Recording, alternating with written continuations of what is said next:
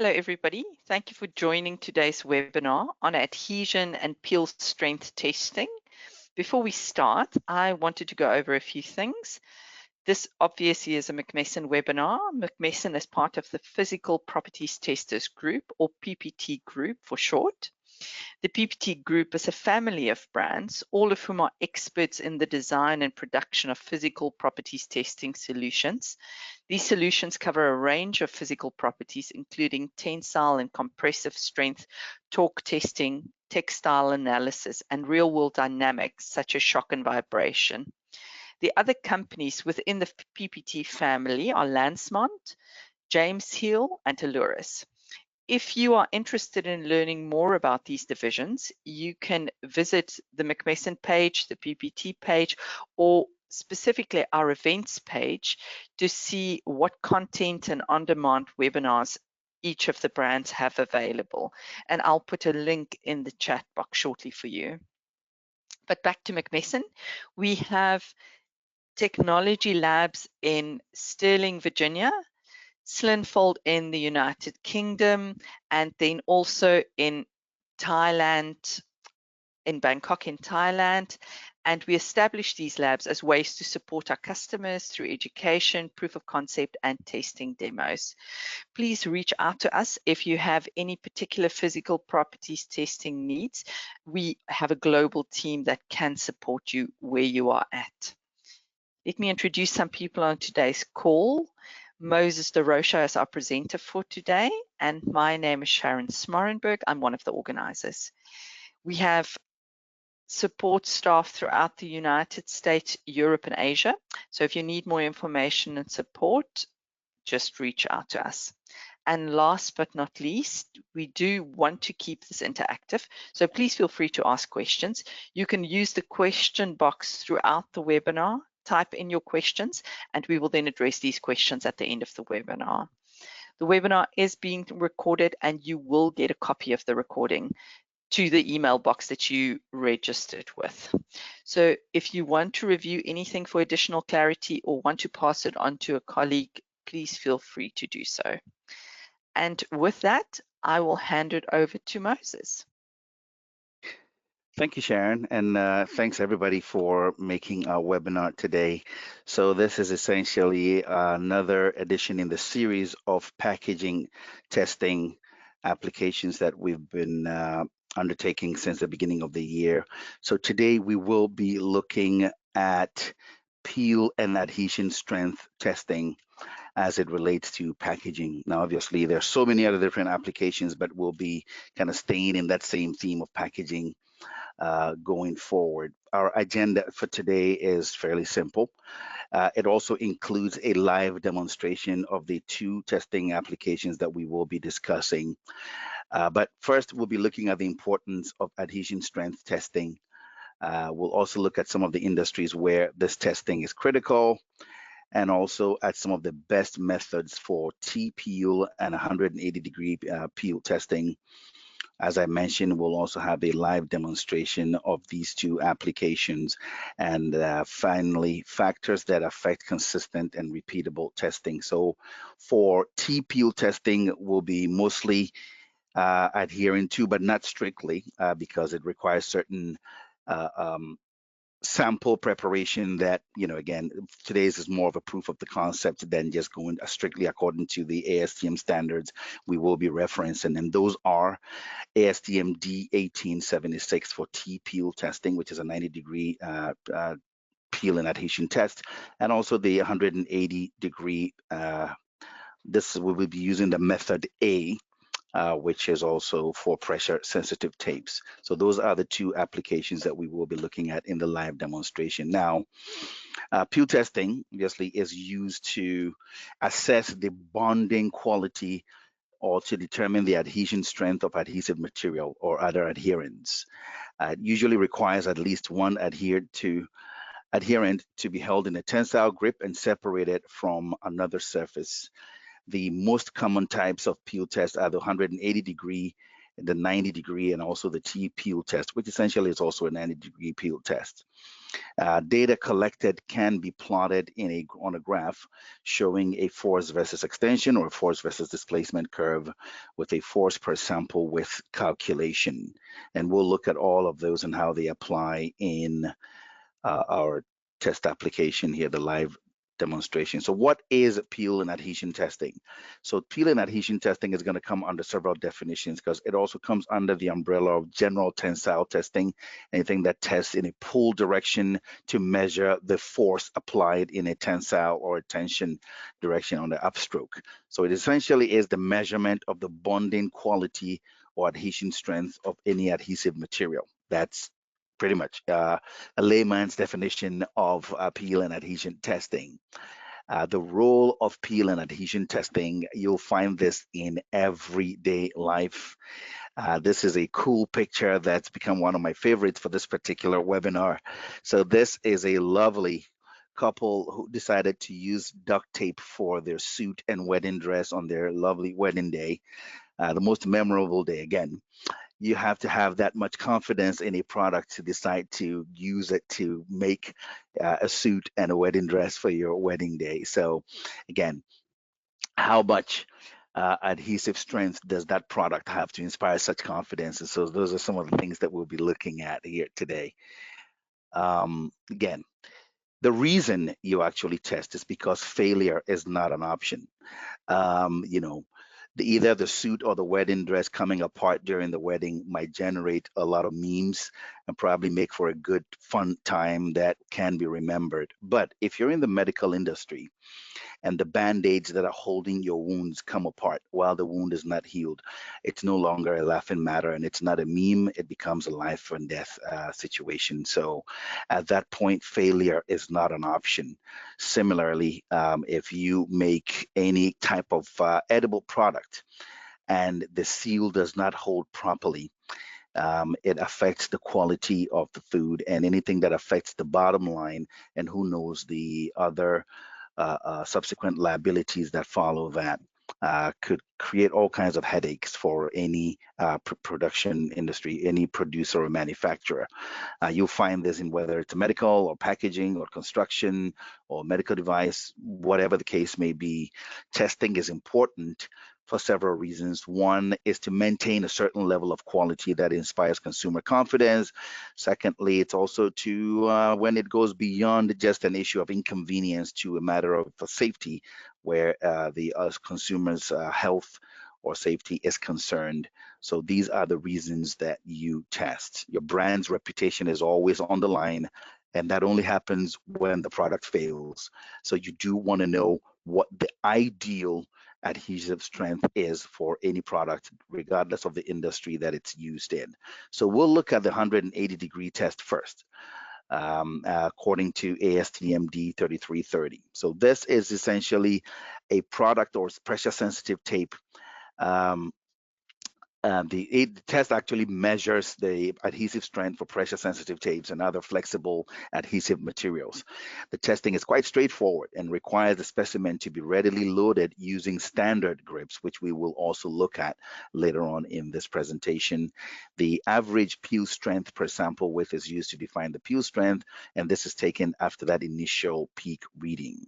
So again, we'll see that in practice during the live demonstration, but essentially, if you think about it, this usually involves either a stainless steel plate or a glass plate, anything that does not hold the residue of a sample, which then allows the operator to test several samples, during a sitting or during a batch of testing, and also makes for easy cleanup after each test. So all you do is apply the tape, which you will see here momentarily, and then kind of peel up against itself to maintain that 180-degree angle of peel. So that's essentially the whole test. That's the summary of the test. The T-peels test is similar but slightly different because, again, this is according to ASTM D 1876. It requires a certain way of preparing the actual test sample. Now, that's not to say every single sample has to kind of conform to those same specifications as stated in the test standard. It depends on each industry. If you're testing the surgical bandages, for example, and removing those from any liners, it might be a little different from, say, using laminate, floor laminates. So essentially, you'll find most industries kind of using the standard more as a guide for how fast the test is going to be run, how far we're running the test to, and more importantly, the type of data that we're acquiring from the test itself, whether we're measuring the maximum, whether we're measuring the average, whether we're dividing the width of the sample by either the average or the max and so on. So those are some of the things that you would look for more importantly, because each industry's product is going to be just differ slightly. And so you may not necessarily adhere fully to the sample preparation part of the actual test standard. So again, TPO is used to measure peel and adhesion strength. For again, you could use pressure sensitive tapes and other flexible materials. Flexible because if you look in that image, you should be able to bend it. So the reason we call this a T peel is if you look at it from the side, if you had to just tilt it 45 degrees to the left, you would essentially have a T where you grip each part on the top and the bottom and you pull, maintaining that 90-degree angle to measure the adhesive strength. The testing again is super straightforward and requires the specimen to be held or loaded using standard grips. We will also look at some of the types of fixtures that are used in both of these applications. And again, the calculation requires the average peel strength per sample width being used to determine the actual peel strength. So the industries that you'd usually find these tests being performed in are, again, in the automotive and aerospace, medical, pharmaceutical, plastics, packaging, the cosmetic industry, food and beverage, in manufacturing, in electrical. So they pretty much cut across a wide segment of industries. And again, the applications might be different, the products might be different, but the goal still remains the same.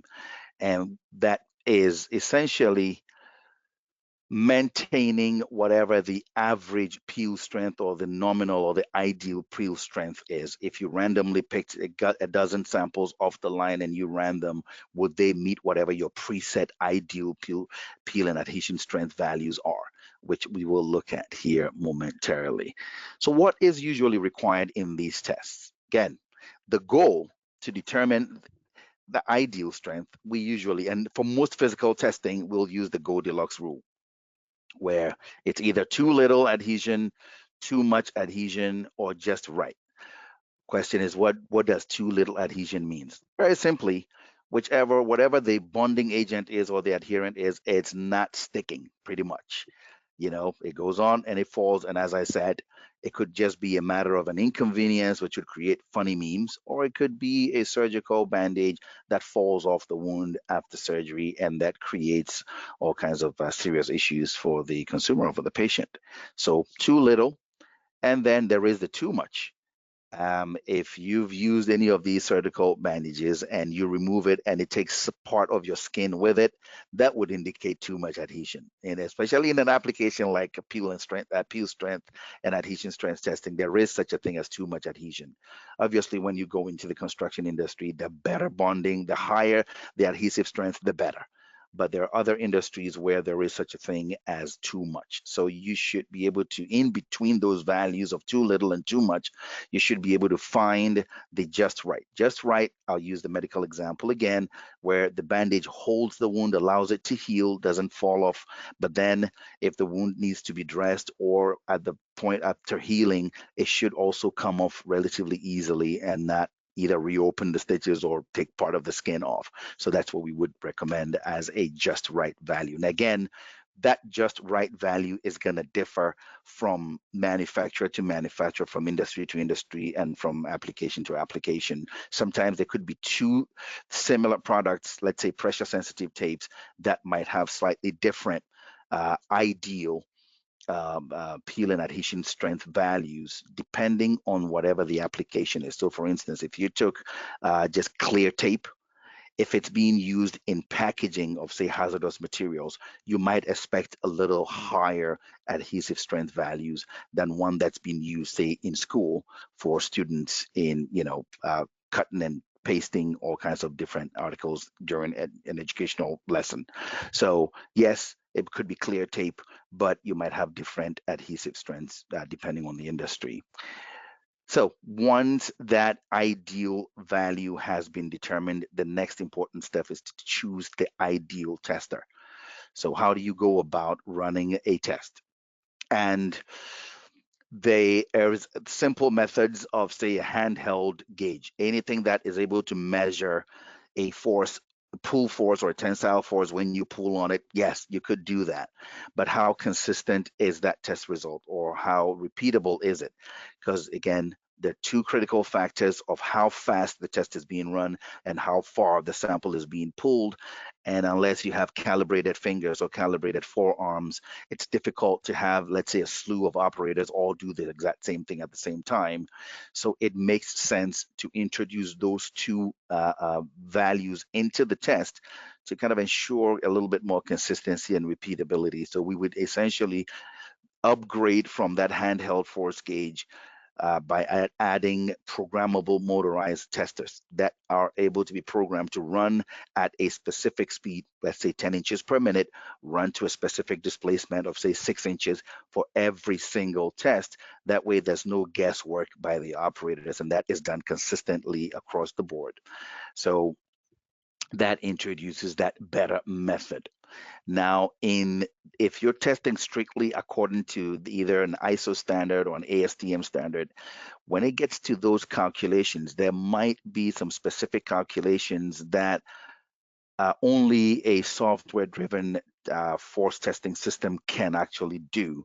And that means you're not leaving that part of the test. Yes, the motorized tester can do that, but now when it gets to the calculation part, calculating things like dividing the sample width by the average speed or the peak average force or the peak force, or there might even be additional calculations in there in order, again, once again, not to allow operators to use their best math skills to figure out what these values are.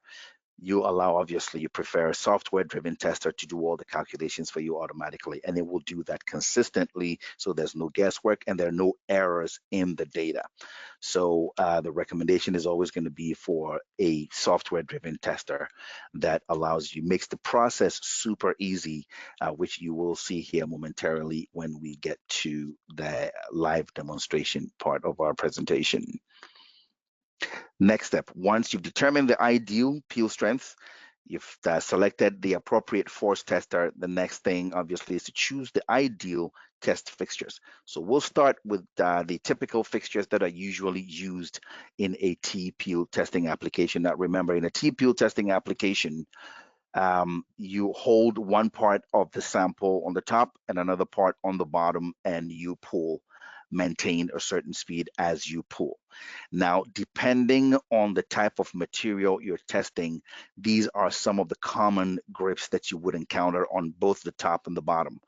The vice grip offers several advantages. One, it's able to accommodate wide samples, sometimes up to 6 inches in width, anywhere from half an inch all the way up to 6 inches in width. So you'd usually encounter vice grips. You get the body, and then you have the multiple choices for both the height and the width of the inserts that form the actual jaws in that.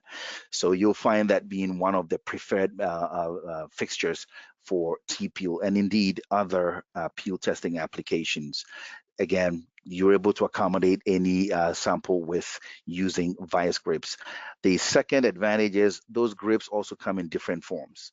You could have serrated jaws for samples that are a little firm or a little on the harder side, so you grip and prevent the samples from slipping. You have rubber face jaws that are used to grip softer samples to prevent the samples from breaking. If you, let's say, use the serrated jaws, it would break at the point of contact because the jaws bite into softer samples. So those are some of the reasons that somebody would choose, say, a vice grip over the wedge grips. Wedge grips are selected, they have their own advantages. The slight only limitation there being the width of the sample. You limit it to either about a 3/4 of an inch or maximum an inch in width. And you also have a few options for either smooth jaws for samples that do not require the serration, or for firmer samples or harder samples, you can also use those serrated jaws. The other advantage of the wedge grips is that it tightens as you pull and almost eliminates any issues of slippages that you might encounter. We would always recommend the wedge grips for our, imagine the laminates that you're pulling off of floor in the this particular type of application. We would recommend the wedge grip over, say, a vice grip, even though the vice grip can also do that, but it also requires the operator to essentially tighten it. So to prevent each operator from using their own concept of how tight really is, the wedge grip, which is lever operated, can only be operated one way. Lift the lever, jaws open, insert the sample, lower the lever, and as I mentioned, the jaws tighten as you pull. The only limitation is if you have slightly wider samples, anything above 1 inch in width, you'd probably opt for a vice grip.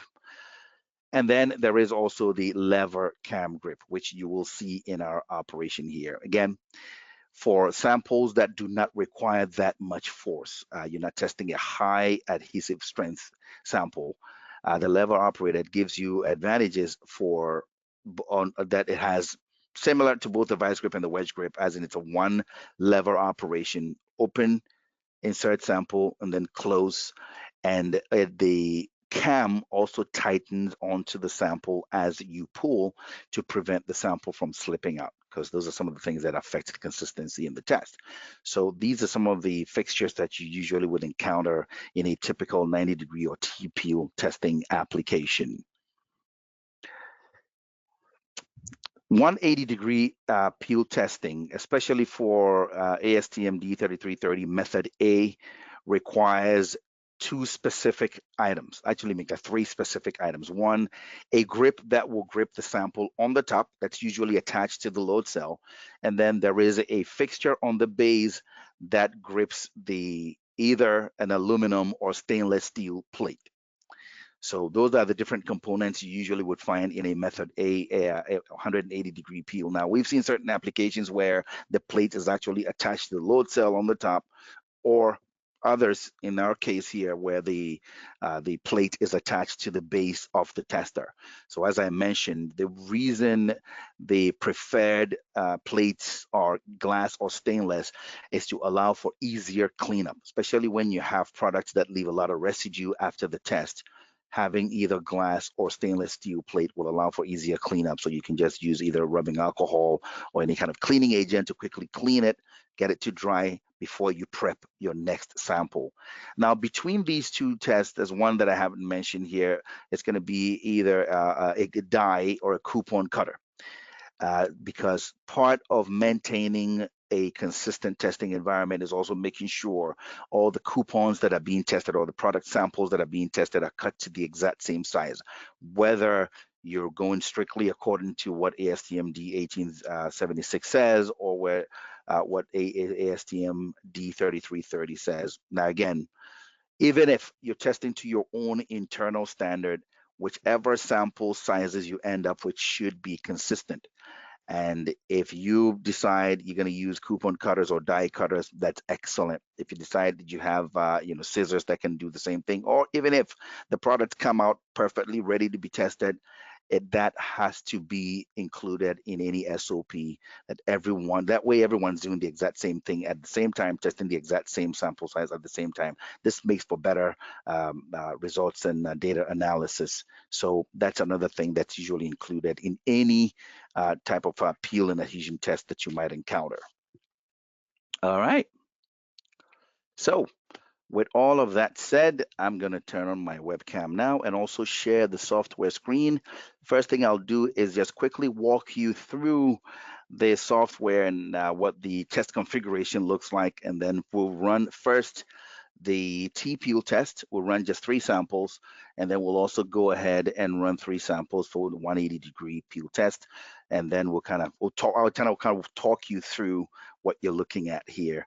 And then hopefully if you have any questions, we'll include them at the end of the presentation. So bear with me. First, we're going to turn on our webcam here. So this we're using our software operated OmniTest 2.5, and we're using a 50 Newton which is about an 11-pound load cell, because we're not expecting that much force in this particular testing application. So that's what we will be using in this test. So next thing we'll do here is share the software screen. So again, our software is universally compatible with most testing applications, but for purposes of our webinar today, we'll be looking at ASTM D1876 here. So this has already been pre-configured. So all the operator has to do is to click on that. Actually, I'm going to go back just real quick and just walk you all through how we came about the test and how easy it is to program that. So again, all you do is give your test a name. I'll just modify that here. This should be 1876. We've also included notes that indicate to any operator what type of load cells being used for this particular application. We've also included data, for instance, at the actual sample width, because we will need that in our calculations. The next step in our operations is to determine what the test looks like. First, we start on the right-hand side where you determine first what your sampling rate is. And as you can see here, this user selected sampling rate options anywhere from 1 sample per second during the data acquisition all the way up to 1,000 samples per second or 1,000 hertz. And then obviously your preferred units of measurement could be millinewtons, newtons, kilonewtons, kilograms of force, ounces of force. For purposes of our webinar, we will be using pounds of force. And also, bear with me, we're going to be using inches here. So we're using inches, and obviously the speed is also going to be inches per minute. And then once that's completed, for the actual test, there are in our toolbox, these are all the inbuilt commands in the software. And whether you're testing to an ASTM standard or you're testing to an ISO standard or what your own in-house standard, any combination of these commands, each of them has a little tooltip that represents exactly what those commands do in the test. We'll drag and drop any of these into the timeline to populate the test. So when you hit that start button, this is what's going to happen from start to finish. So as you can see, if you look on the top left of my screen, we have some residual load of about a quarter of a pound, and we're sitting at about 1.86 inches. So obviously we do want to tear both of those values. And then if there's any slack in the setup, you want to remove the slack by pulling to about 0.05 pounds, which is very minimal, but it also indicates the slack being taken out without actually starting to pull. Zero that, and then run to a displacement. I believe that I'm just going to run to 6 inches on this again for purposes of our webinar. And then once that test completes, we do want the crosshead to return home to that starting position, which allows us to remove the tested sample, put a new one in. Once the test is configured, final step is the results, right? What kind of data are we looking for in the test? So there's several different results here. In the standard results, we're looking for our maximum force, which happens when you break that opening adhesion, and then you pull across whatever the recommendation is, 100 millimeters, 2 inches, 10 inches, 6 inches. And then we calculate the average. So our maximum peel force starts at the beginning of the test. We're also calculating that average after that initial max has occurred. So we exclude that from that average calculation. So that's going to be between, all right, so we don't want 200 inches. We want, I'll say between 1 and 5 inches. I apologize. That's because we've changed our unit of measurement from millimeters to inches. And finally, that adhesive strength calculation, there is a formula here that allows you to configure formulas like this, where you'll take the sample width, divide it by, actually take the average peel strength and divide it by the sample width to come out with your pounds per inch adhesion strength. Now, there's several different things you can do here using the formula. So even if there wasn't a particular calculation, but you wanted to say multiply the maximum peel strength by the speed of the test and divide that by the average, or any fancy formula you wanted to put in, you could do that using that formula function. So that's how we go about configuring the test. So I'm just going to save the test here. And so once the test is configured, for all subsequent testing, all the operator has to do when they log in is just click on the test. That's going to open. I'm just going to change the contrast here just a tad so we can see the traces a little better. Here we go. So first thing we'll do is to set a home position, so the crosshead knows to return to that position at the end of the test, and then just hit start. So again, it's going to apply that preload and start pulling.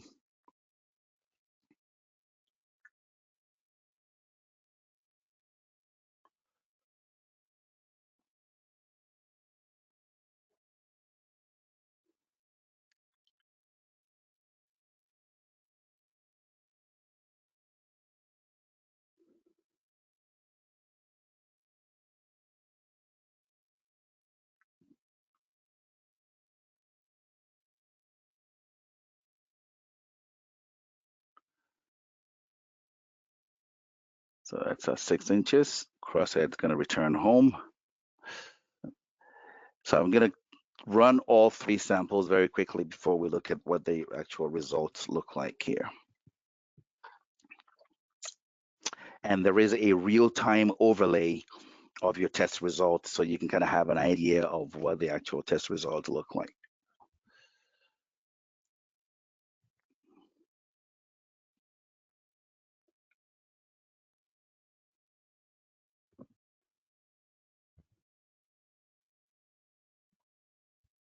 All right, home position, so lever operated, samples out.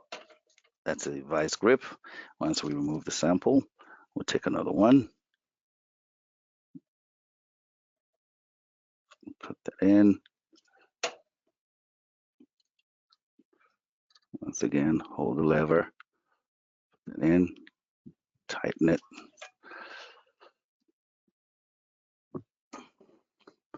And just hit the start.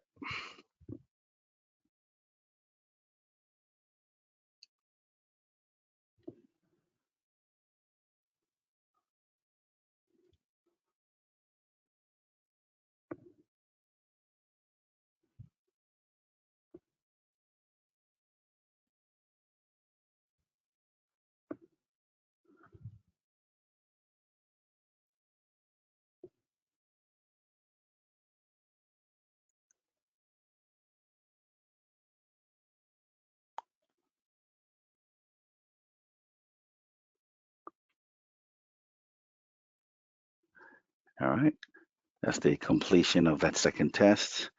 Crosshead's going to return home. We'll remove that and then place our final sample.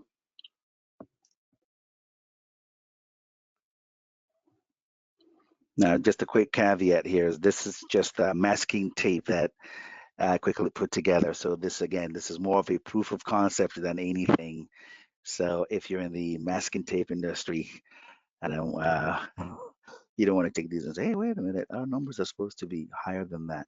Again, this is just going through the different processes of putting fixtures together and ideally coming up with your test results. And this is the final sample. Now, when we go to discuss the SOPs, one of the things we'll also look at is how samples are fixtured. That is also one of the things that is important to the test procedure to ensure that everyone's doing the exact same thing the same way each time.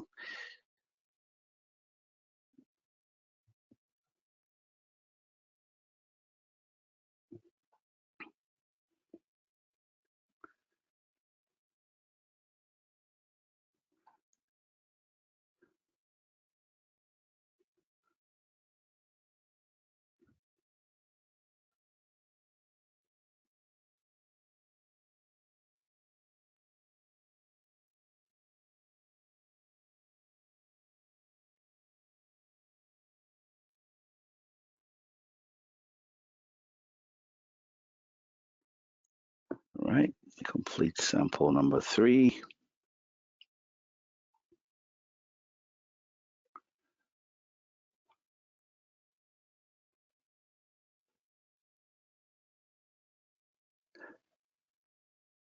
So we'll be looking at the data. So one of the first things we look at in the data is that peak, when, that initial spike. Now, again, this is similar but not characteristic of most testing applications. Usually you would see that initial spike, and then kind of depending on how the adhering or the bonding agent is spread, you'll see a much finer trace on the graph. So test completes. If you go into the results tab, the reason you're seeing these 3 X's here, and I'll explain that momentarily. So first thing we're looking at is that peak force. So I'm gonna just kind of close the window within which we capture that initial maximum peel force. And then if you opened the additional graph, so the max peel force for test 1 is capturing that right there because we've closed the window. We want to see it between 0 and 0.5 inches. So it's showing about 2.4 pounds of force. That's the maximum. So for sample 2, it's also seeing about 2.4. And then for sample 3, it's also seeing 2.4. Now, again, depending on what your curves look like, you could either close the window or widen the window within which you capture that particular result. The reason you're seeing these 3 X's here is because the calculation also allows you to set pass or fail criteria by entering a min or a max.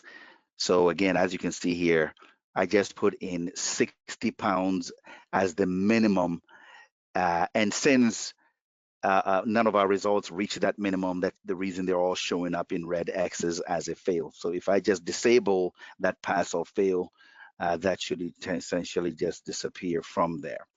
As far as the average peel, if we look at test number 1, again, let me change the contrast a little bit here so you can see it. So test number 1 is capturing that average between 1 and 5 inches where there's a little bit more consistency. So as you can see that essentially now there was something that happened with sample number 1. You can use the data capture window to ignore whatever happened here. It appears there was a bubble or an air bubble that didn't have adhesion at all. So it dropped before it picked up again. So you can change where you capture any of these at any point. So it's about 2.04. Pounds of force for the average for sample 1. This is 2 pounds of force for sample 2, and again 2.04 for sample 3. Now, these are 3 different samples that we're looking at, and obviously the adhesion strength based on the formula we put in is showing about 2 pounds per inch across the board essentially. There are also options for exporting your data to Excel or just simply creating a test report. So the test report can be configured. The template can be configured at the time of configuring the test. And as you can see here, if you're testing, you can have your logo on the left. If you're testing for a particular customer, you can have that customer's logo on the right side as ASTM D1876 test report. It will have the actual test data, including some statistics for mean, max, min, and standard deviation, and also the actual graphs that indicate what the actual tests look like visually. Now, even though these are currently displaying test 1, test 2, test 3, if we opened up test 1, and just because of that anomaly on the graph, we'll just say sample slipped, which that way anybody looking at the graph or the report can, as you can see, it just says sample slipped. So if you go to view your test reports and you take a look at the graph, you can say the reason that blue tray sample 1 is showing that fancy drop there, you can say, yeah, the sample slipped. And there is an inbuilt PDF driver that will allow you to print this to a PDF, or you can send it to your local or network printer to print this report. So That's essentially everything about the what the ASTM-D 1876 test looks like. Again, we're based on the testing standard. We kind of deviated a bit on the actual test sample size. All right, once that is done, we're going to exit, and we will now access the 180-degree peel test. So if you're still looking at my webcam here, we're going to go from that particular fixture for the T-peel testing application to the 180-degree peel testing application. Obviously, first thing we'll do is remove the samples, the tested samples. And we're going to jog the crosshead up because we need to accommodate the glass plate. So what I've done here for purposes of our webinar is this is the glass plate, and I've attached 3 samples to it. So we'll kind of move it laterally to kind of access each sample. As we see, nothing else is changing. Everything still remains the same. I have a vice grip with rubber faces. That's our glass plate. Kind of covered it so it's not, trying to break it. And we're still using the lever operated cam grip on the top, which is attached to the load cell.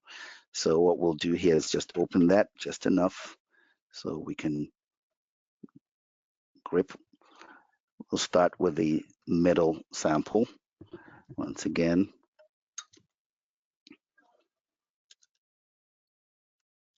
move the lever, feed our sample in, grip our sample, and that's our setup for the very first test.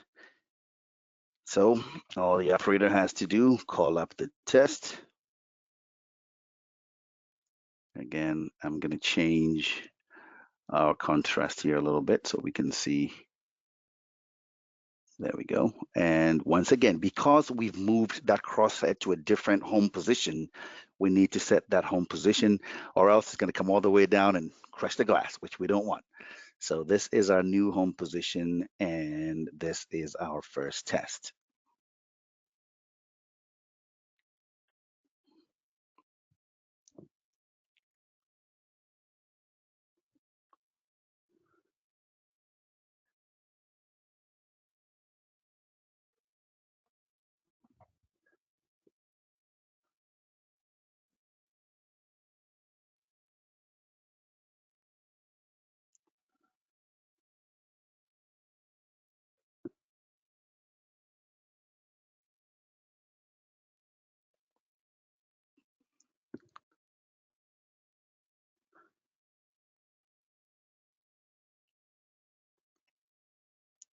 All right, we'll wait for that to complete. I'm going to also go ahead and test all 3 samples, and we'll look at what the actual test results look like.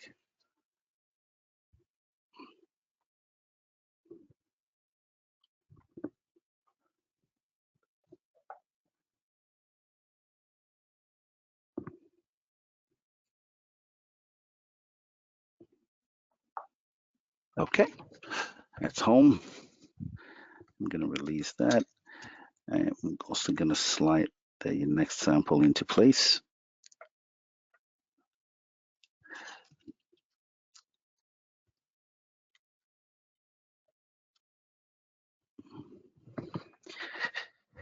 And we'll hit start.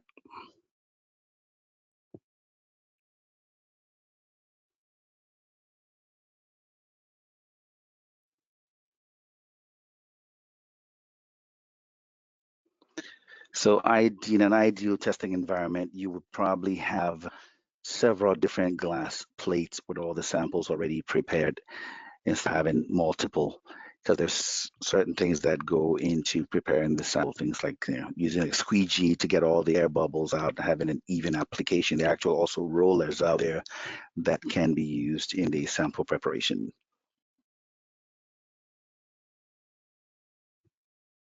All right, complete sample number 2.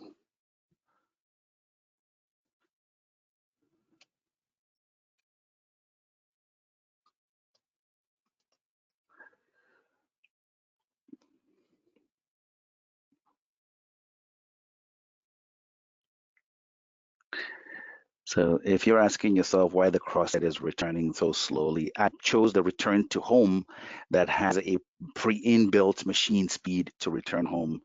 Again, it's easier to catch it if it runs slowly so it doesn't crash into the base fixtures. There are options in the software to use a return run command, and you can run this as fast as you want. But again, slower is always safer, according to me anyway. All right, here we go. All right, this is our last sample.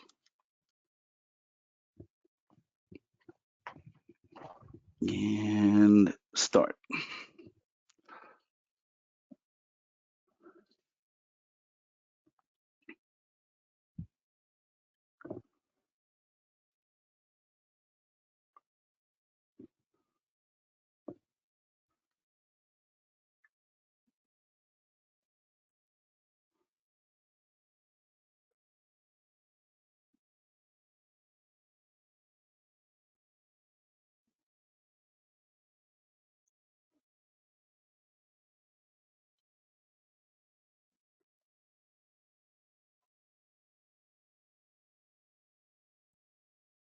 All right, complete sample number 3. And we'll do some house cleaning here as far as the calculations are concerned.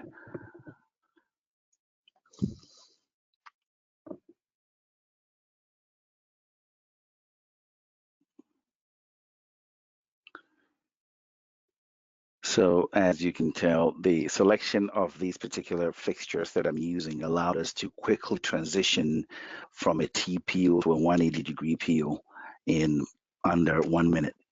And so that's one of the reasons that grip selection is kind of critical to your testing application. All right, now we can look at the test results. First, obviously, I'm going to go in and remove the pass or fail. So I'll just disable that. You can also see that besides the maximum force that we're seeing at the beginning of each test, right about there, your average peel is given as 0, and therefore the adhesion strength is given as 0. Don't panic. This is some of the flexibility that your software allows you. If we go into the calculation, we realize that I was looking for something between 10 and 200 inches. Obviously, our test ends at 6 inches, so this is moot. So it would make sense for us to capture this between 1 and 5 inches, kind of leaving the first 1 inch and the last 1 inch and capturing our average data in between those two. So now when we exit, now you can actually see the values here, and you can see here the capture window gives us exactly the window where we're capturing our average. So again, these are some of the nuances that you can get in software-driven testers that you otherwise couldn't get in handheld or simple motorized. Again, we'll take a quick look at the test result here again, ASTM D3330 test report. Here are our test report. These are graphs. Again, print or save as PDF. And that is essentially concludes the live demonstration part of our presentation. I know there'll be a ton of questions, and I personally can't wait. So again, if you've ever been to any one of our webinars, nothing's changed as far as the key factors that determine consistency and repeatability in testing. First, obviously, defining your test objective. Why are you even testing the product? We want to see where it fails, or we want to see how strong it is, or pick an objective, right? And then establish a roadmap. And then based on that roadmap, how are you going to go about getting from point A to point B, getting to that objective, or getting to that, following that roadmap to its destination? So, and that means, are we testing to a specific ASTM standard? Are we testing to an ISO standard? Have we developed our own in-house standard that's loosely based on standard A, standard B, and so on? And then once those two questions are answered, the next thing is how. what do we use? What's the equipment we need? Is it going to be a handheld unit because we're just a small mom and pop operation? Is it going to be a motorized unit? Is it going to be software driven testing systems? And then the next logical question is, what type of sample do we have? And that usually answers the question of the types of grips and fixtures that you would need. These are some of the instances where the next step of developing a standard operating procedure, especially if you're testing strictly according to either of these two standards we've mentioned, ASTM-D 1876 or 3330, there is a section for sample preparation if you're going strictly according to the standard that requires that samples are prepared according to those specifications. That way you can maintain a certain measure of consistency.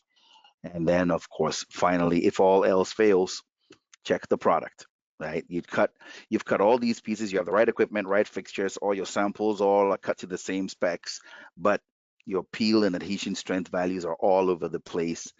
And then that's a good sign to go back to the table and see if the adherent or the bonding agent is being spread evenly. Is it too much on one side? Are there too many air bubbles? But taking a second look at the product never hurt, but it does greatly enhance consistency and repeatability in your testing environment. So that, in essence, concludes our webinar for today. I hope you enjoyed it, and I'm going to turn it back over to my colleague, Sharon, if you all have any questions.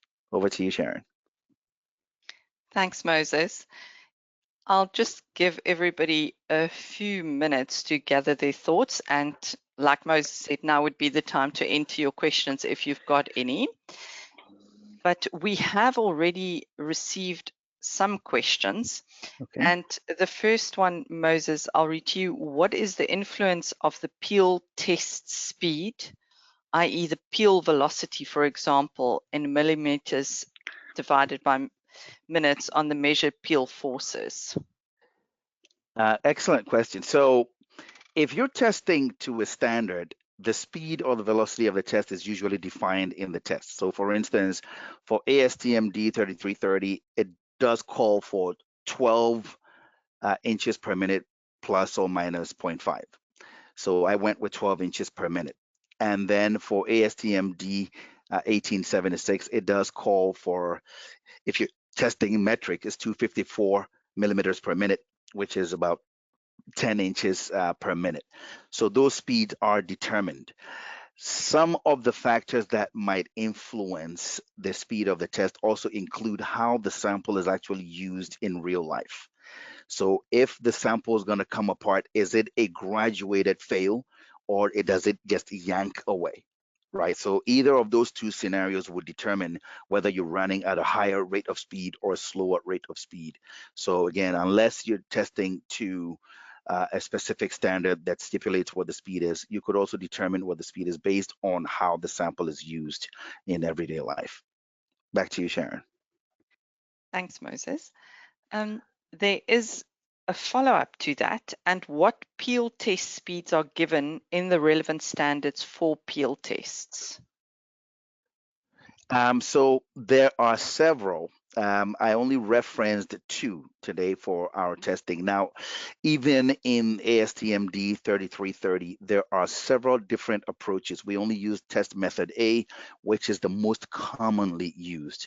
So if you could reach out to us directly with the exact products you currently have, I'm sure we'd be able to help find the specific standard that relates to the testing of that particular product.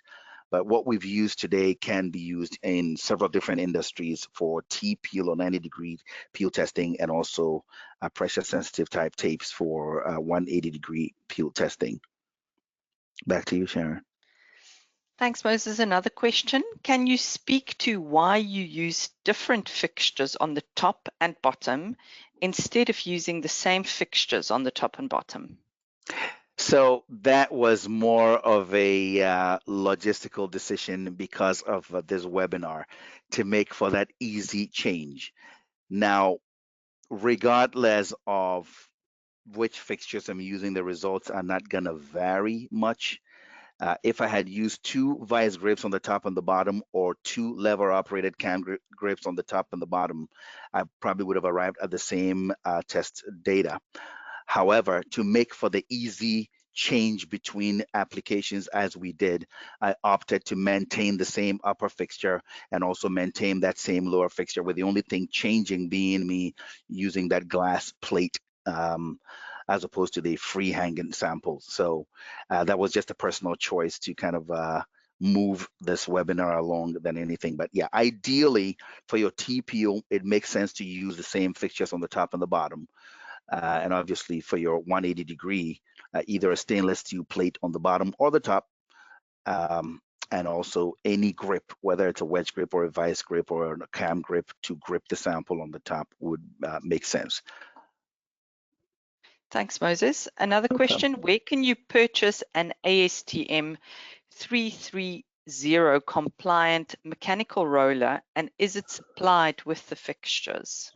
So if you request it, we can get that for you. Now, at the end, most packaging companies that sell tapes and cartons will have all types of rollers. Now, if you need a standard specific roller, I'm sure a good Google search will give you all kinds of results for both the coupon cutters, the gut die cutters, and also the types of rollers or squeegees that are required. There are even electronic ones that maintain the same rolling force to kind of enhance the consistency of the sample application in that test standard test application as well. That way, the same strength, the same rolling speed to make sure that you're maintaining consistency and repeatability in the sample preparation.